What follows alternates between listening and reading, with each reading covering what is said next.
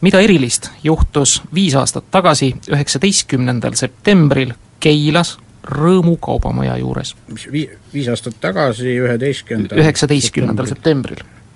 Siis mingi õnnetus, loodusnähtus, see midagi õhku ei lennanud. Kuklas on mingi tunne, et see Rõõmu kaubamajaga midagi seal oli, aga no mis loodusnähtusi saab, ikka niimoodi täpselt ei usu.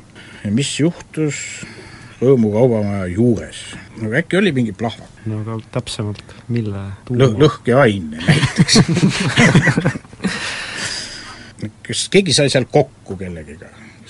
Selles suunas võiks mõelda. Ega Herman Simm ei tegutsenud selle Oot, ta võeti kinni seal.